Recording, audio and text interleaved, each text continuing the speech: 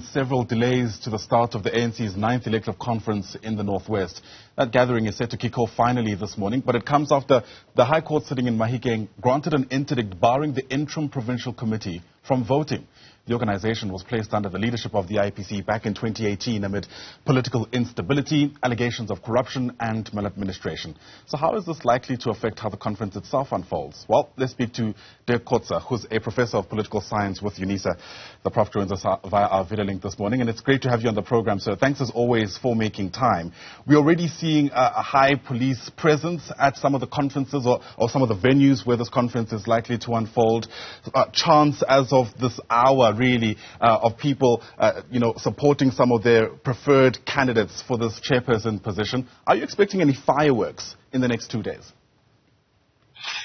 I think there will be fireworks, but not in a violent sense. I think it will be intense politicking that's going to happen there.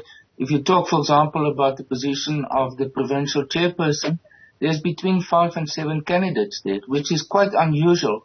At the same time, I think many of the problems that could have been sticking points have been dealt with by the national and provincial dispute resolution committees in advance. This matter about the the Interim Provincial Committee, for some other reason, haven't been addressed. And as you indicated, now it went to the court for interdict.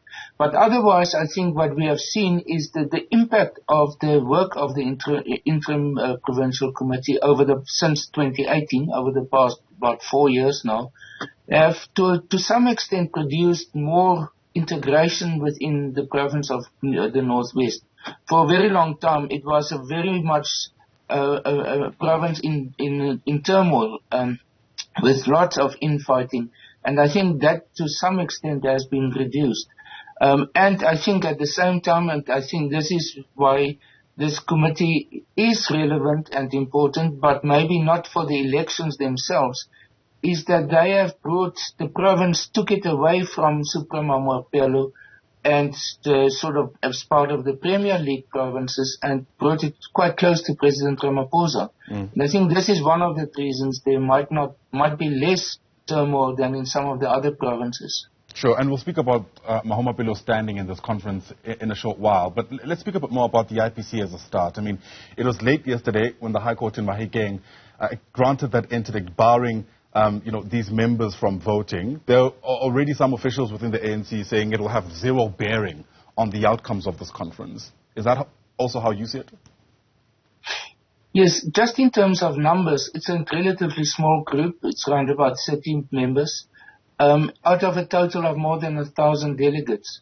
So only when there is a 50-50 split in terms of the votes, then those votes can make a difference. But my expectation is that it's not going to be such a close vote, and therefore it's not going to have that type of impact that, for example, the election in Ekurhuleni regional conference where they had to quarantine the votes. I don't think we will necessarily see something like that in this conference. Yeah. Despite that, though, it was Bulemabe who I think was speaking at the conference at a briefing yesterday saying that they've instructed their legal team to look into this. Do you reckon this has been put to bed or it might rear its ugly head again? No, I think there is the possibility to do something similar to the Ekurhuleni process and let them maybe vote, but with the understanding it is put aside those votes until there's a final legal outcome in this situation.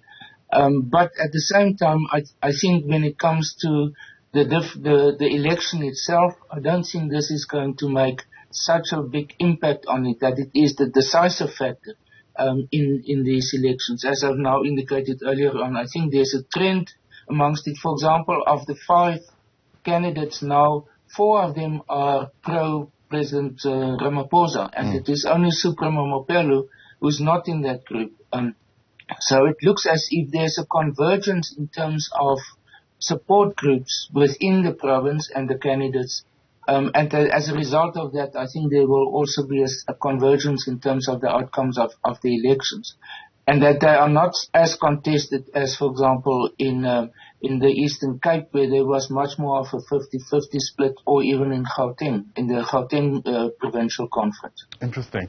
You've already mentioned that there are several people running for the chairperson position, but this is arguably a 2 or 3 man, 3-horse race, as it were, with Supra Mahumapelo among perhaps the most notable candidates who want to be, placed as the chairperson of this position. I mean, are you surprised by the fact that Supra is running again, given how he left?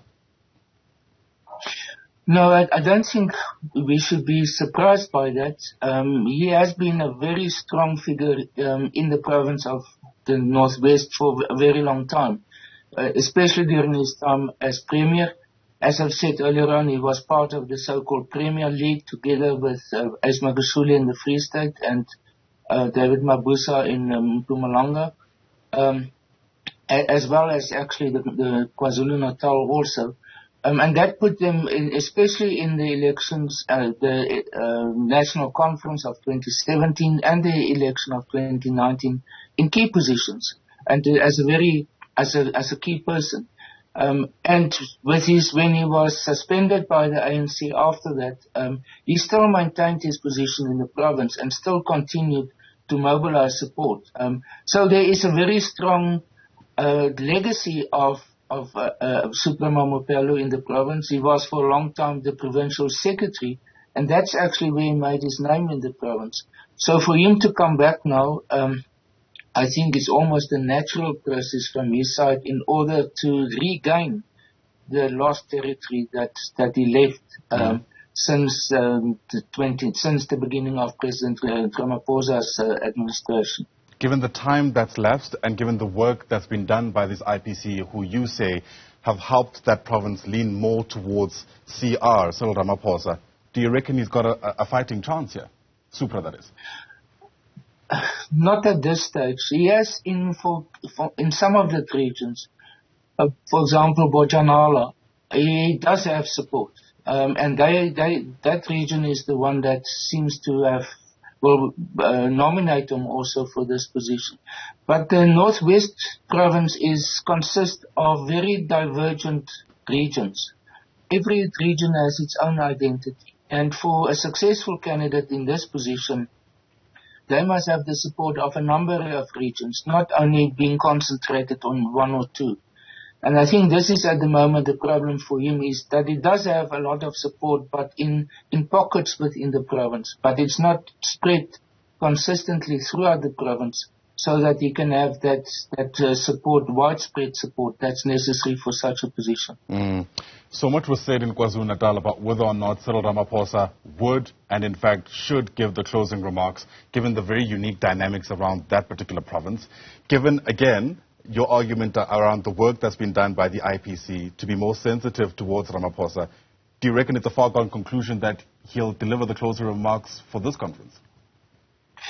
I think it's very likely. I think he has established, in a sense, now a pattern that the ANC president should close a provincial conference. So if he doesn't appear there, it will raise questions about why he's not there. So I would suspect that it is most likely that he will be there. Dirk Kotze is a professor of political science with UNISA. Prof, once again, as always, thanks very much indeed for making time.